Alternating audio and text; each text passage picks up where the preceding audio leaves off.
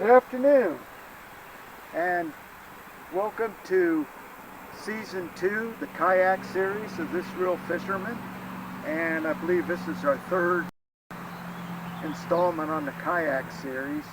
And I just wanted to take a few minutes here to explain to you why I support the use of the 8-foot kayak over a 10, 12, or 14 foot. And although the reasons are rather obvious, I think it would be due diligence to point out some of those reasons. The first being the weight. This thing weighs only a little over 30 pounds, and I'm a 68-year-old man of just normal build, and I can pretty much manhandle this thing, as you can see here, and without any problem. I'm going to demonstrate that how easy it is to handle. So, I mean, if you've got to get into tight places, small ponds or lakes that are hard to get at, or that you have to go a quarter of a mile or so to get at them, this is going to be a lot lighter. Even a 10-foot kayak is probably going to add another 30 pounds or 20 pounds to the weight. So you can imagine, you know, how much easier this is. The other thing is it has good dragability. I can set it down, okay, and as long as I'm on grass or mud or dirt, it's easy to just carry and move around.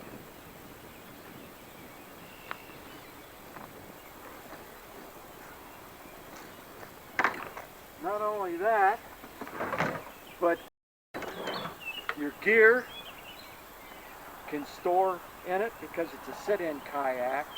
It has plenty of room to, all your gear is in the kayak, so you just grab it and go. And of course the same's true, loading it back up. It'll fit in a small SUV. You just throw her in there.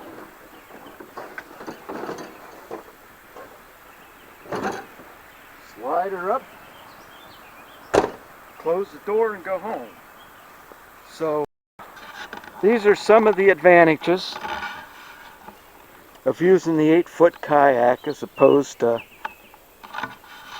a larger one. Now, let me be clear.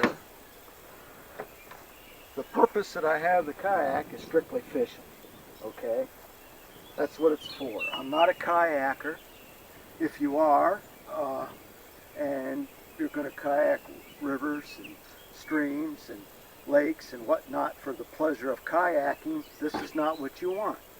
That's when you want to go with a 10, a 12, 14, whatever. Do the research and figure out what you need for your particular application.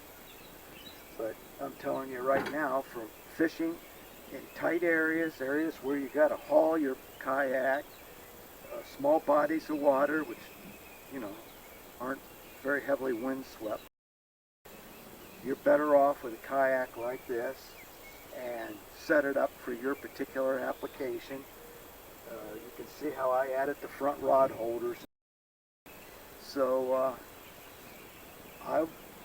these are my reasons for choosing it. I'm not trying to sell this particular brand, although to my knowledge they're the only ones that's making an 8-foot set-in kayak, so so be it. But I've seen these things priced. I think the highest price I've seen on one is $179, and I've seen them as low as $139. I mean, you can't go wrong. Another few bucks to set it up, and quite honestly, your paddles are going to cost you just about as much as the kayak. So go ahead, give it a shot, try it, and see if it works for you. And we're going to continue on with this episode, and enjoy.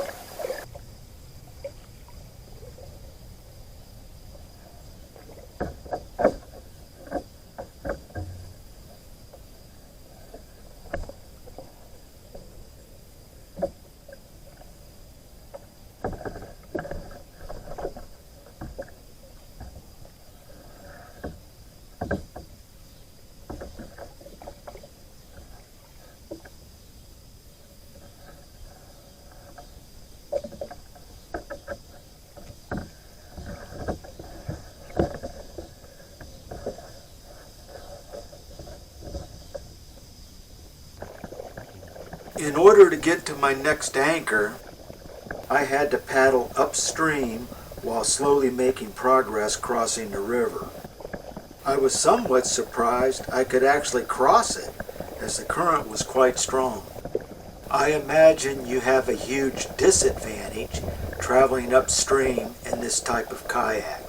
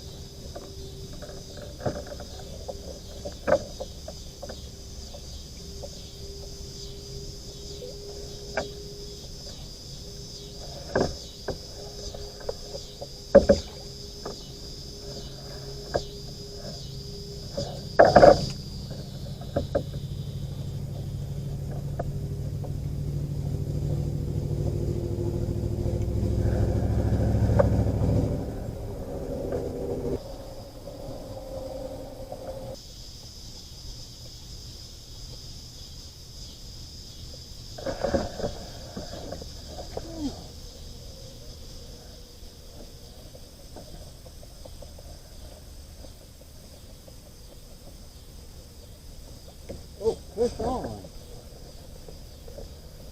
Something's on.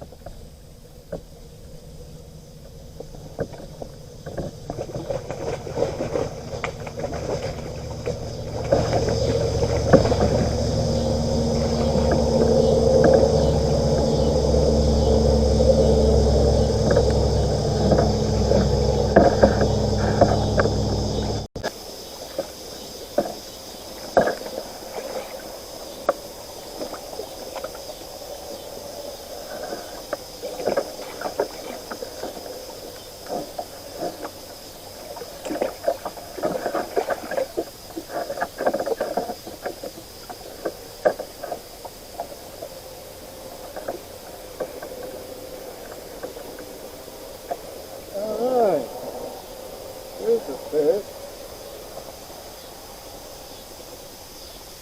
Just put that in there. There we go. Alright, not a bad cat. A kayak catfish. We'll take it. Alright, buddy. Get out of here. I think something was going on back in that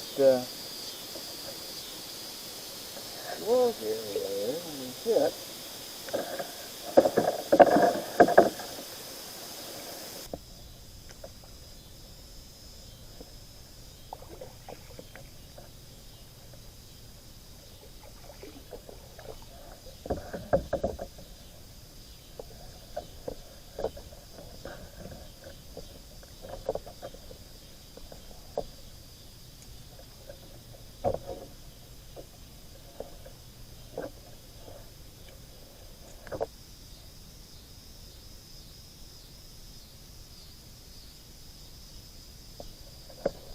Fish on!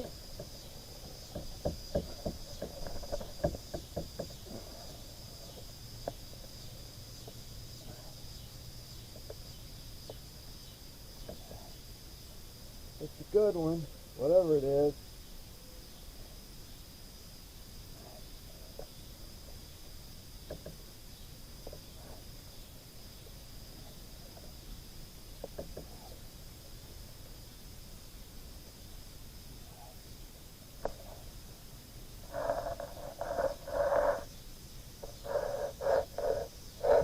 This is where my camera starts to get hung up in the tree roots.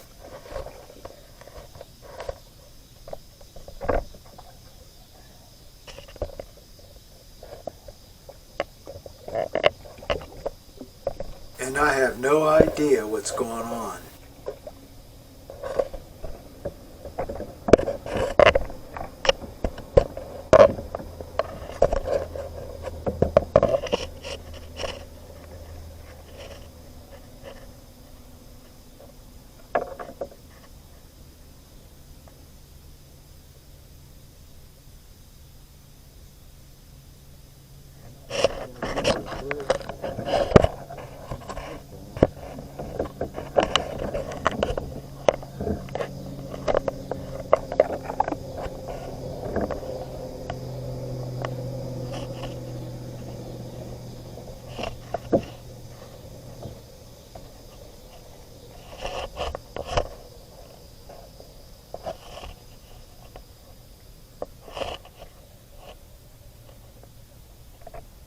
And there he is.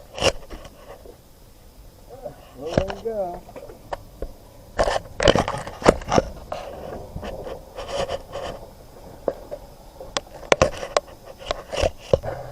Yeah.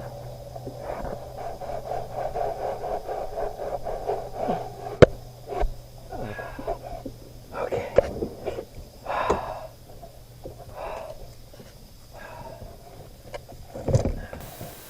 Got the camera, now I'm hung up.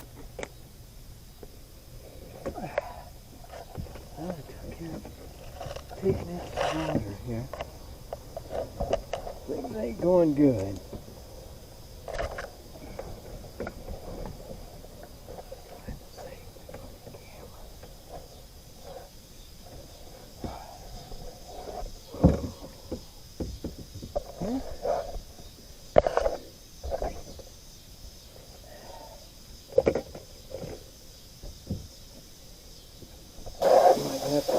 bailing.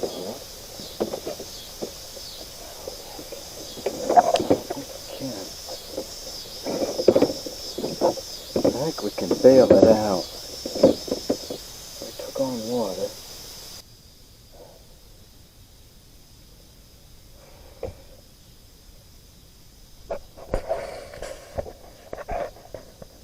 And the unprotected camera just took a swim. I got the kayak bailed out and headed back to shore. The camera did actually work until I shut it off, but after I finally turned it off, it never worked again. So, looks like I'll be getting a new camera.